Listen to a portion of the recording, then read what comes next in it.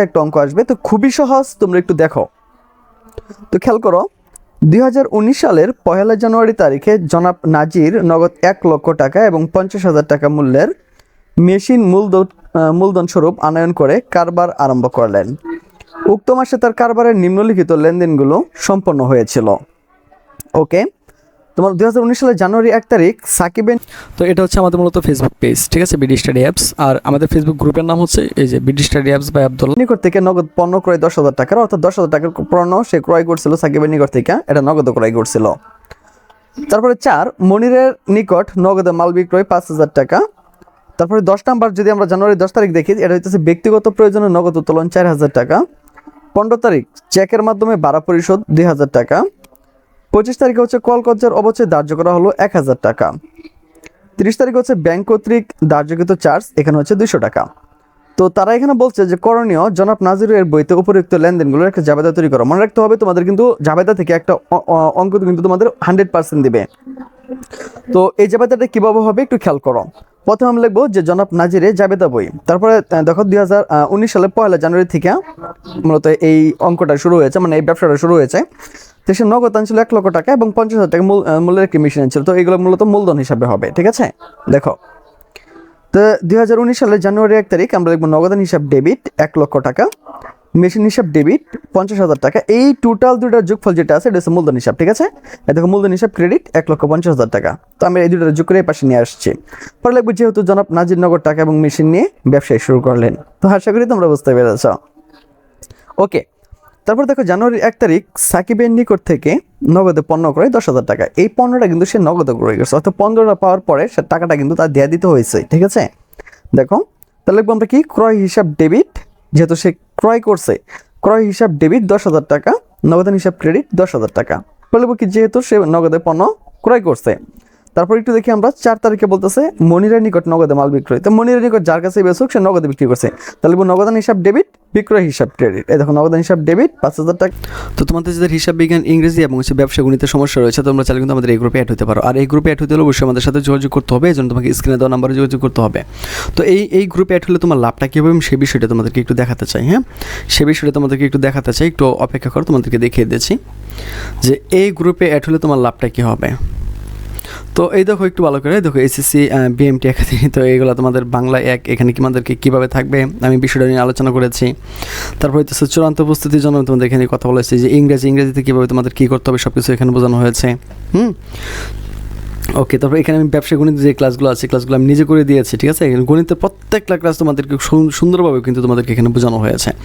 তারপর দেখো ইংলিশে রাইট ফর্ম অফ ভার্ব এখানে তোমাদেরকে শেখানো হয়েছে। তারপর হিসাব বিজ্ঞান নীতি, যে হিসাব বিজ্ঞানের যে সমস্যাগুলো আছে দেখো এগুলো এখানে আলোচনা করা হয়েছে। তো অনেকগুলো দেখো, একটা প্যারাগ্রাফ থেকে তুমি কতগুলো প্যারাগ্রাফ লিখতে পারো, এটা কীভাবে লিখতে হবে সেটা তোমাদেরকে দেখানো হয়েছে। তো হিসাব বিজ্ঞানগুলো খুব সুন্দরভাবে তোমাদেরকেও এখানে করে দেওয়া হয়েছে। তো তুমি চাইলে কিন্তু এগুলো খুব সহজে শিখে নিতে পারবে, এবং একটা ভিডিও যদি তুমি দেখতে পারো বাকি যে সমস্যাগুলো আছে সবগুলো সমস্যার সমাধান হয়ে যাবে। বিক্রয় হিসাব ক্রেডিট এই যে 5,000 টাকা। শুধু নেবো কি নগদে, যেহেতু নগদে পণ্য বিক্রয় করা হলো। তো 4 তারিখ পর্যন্ত শেষ। ওকে, 10 তারিখ ব্যক্তিগত প্রয়োজনে নগদ উত্তোলন, এটা তার ব্যক্তিগত প্রয়োজনে উত্তোলন করছে, তাই এখানে হবে উত্তোলন হিসাব ডেবিট, নগদান হিসাব ক্রেডিট। তো দেখো হ্যাঁ, এই যে উত্তোলন হিসাব ডেবিট 4,000 টাকা, নগদান হিসাব ক্রেডিট 4,000 টাকা। এই তো হয়ে গেল। তারপর দেখবো আমরা 15 নাম্বারটা, চেকের মাধ্যমে ভাড়া পরিশোধ। মনে রাখবা চেকের মাধ্যমে যেহেতু সে ভাড়া পরিশোধ করছে, তো টাকাটা কিন্তু কমছে ব্যাংক থেকে, বুঝছো, টাকাটা কিন্তু কমছে কই থেকে, ব্যাংক থেকে। তো এজন্য কি হবে জানো, নগদান হিসাব ডেবিট, ব্যাংক হিসাব ক্রেডিট।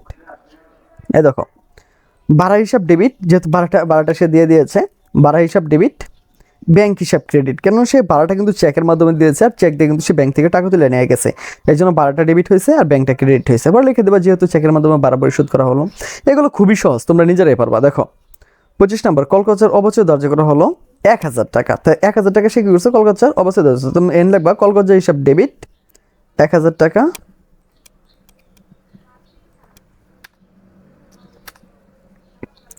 আচ্ছা কলকাতা হিসাব ডেবিট 1,000 টাকা। তারপরে আমরা লিখবো হইতেছে অবচয় সঞ্চিত হিসাব ডেবিট 1,000 টাকা, ঠিক আছে।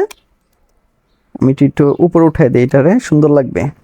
ওকে, তারপর আমরা দেখবো একটু 30 তারিখ ব্যাংক কর্তৃক ধার্যকৃত চার্জ 200 টাকা। হ্যাঁ, তো খুবই সহজ, এটা তোমরা সবাই জানো, যেটা হইতেছে ব্যাংক চার্জ হিসাব ডেবিট, ব্যাংক হিসাব ক্রেডিট, কারণ তোমার ব্যাংকের যে টাকাটা আছে এখান থেকে এটা কেটে নেবে। ঠিক আছে, এই তো তোমার জাবেদা হয়ে গেল। তো আশা করি এটা তোমরা বুঝতে পেরেছো। ঠিক আছে, তো আমি আরেকটা জাবেদা তোমাদেরকে দেখিয়ে দিচ্ছি। দেখো, 2018 সালের জুনের 1 তারিখে জনাব তামিম নগদ 1 লক্ষ টাকা এবং 75,000 টাকার পণ্যদ্রব্য নিয়ে ব্যবসা আরম্ভ করলেন। তো 1 লক্ষ টাকা নগদ এবং 75,000 টাকার পণ্যদ্রব্য নিয়ে সে কি করছে, ব্যবসায় শুরু করছে। উক্ত মাসে তিনি নিম্নোক্ত লেনদেনগুলো সম্পন্ন করেন। তো 1 জুনের তোমার হচ্ছে 2018 সালের জুনের 1 তারিখে যেটা হয়েছে, 2018 জুনের 1 তারিখে যে সে হচ্ছে জনতা ব্যাংকে একটা হিসাব খুলছে 20,000 টাকা দিয়া।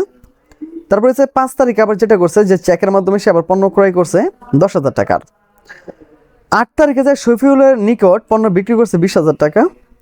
15 তারিখে যে তারা যেটা করছে সেটা হচ্ছে বেতন প্রদান করছে 18,000 টাকা। 20 তারিখে অনাদায়ী পাওনা ধার্য হয়েছে, এখানে হইতেছে তোমার 2,000 টাকা। 25 তারিখে কারবার হতে উত্তোলন করছে 5,000 টাকা এবং কমিশন পাইছে হইতেছে 30 তারিখে 1,000 টাকা। তারপরে বলছে জনাব তামিমের হিসাব বইতে জাবেদের লেনদেনে জাবেদাগুলো তৈরি করার জন্য। যাই হোক, খুবই সহজ। দেখো, আমি এটা একটু উপরে উঠাই নেই। ওকে, আমরা 5টা করে ফেলবো, তারিখ, বিবরণ, খতিয়ান, পৃষ্ঠা, টাকা টাকা। তারপরে খেয়াল করো, জুনের 1 তারিখ নগদান হিসাব ডেবিট 1 লক্ষ টাকা।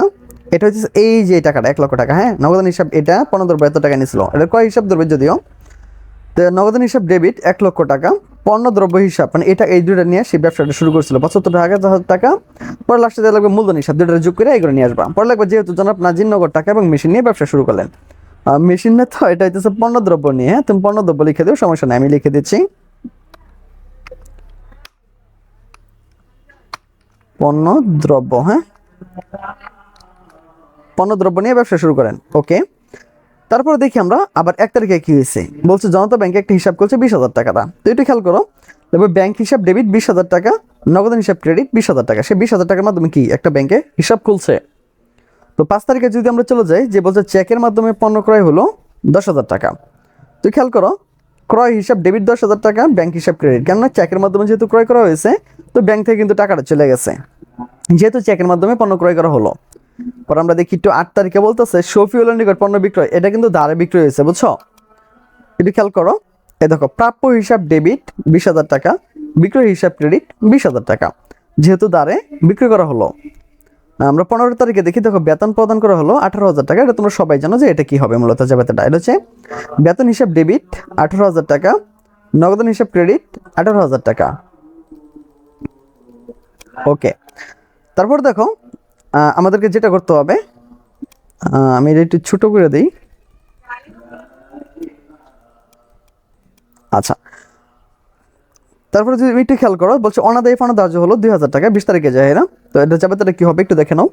এটা হবে অনাদায়ী পাওনা হিসাব ডেবিট 2,000 টাকা, প্রাপ্য হিসাব ক্রেডিট 2,000 টাকা। তারপরে আমাদের আরও 2টা জাবেদা রয়েছে, এন্ট্রি রয়েছে, কারবার হতে উত্তোলন করা হয়েছে। তোমরা সবাই জানো যে উত্তোলন করছে, উত্তোলন হিসাব ডেবিট, নগদান হিসাব ক্রেডিট। 30 তারিখে বলছে কমিশন পায় গুলো 1,000 টাকা। তো খেয়াল করো, এটা হবে নগদান হিসাব ডেবিট 1,000 টাকা, কমিশন হিসাব হবে ক্রেডিট 1,000 টাকা। তো আশা করি তোমরা অঙ্কগুলো বুঝতে পেরেছো। তো জাবেদা নিয়ে তোমাদের এইভাবেই প্রশ্ন হবে।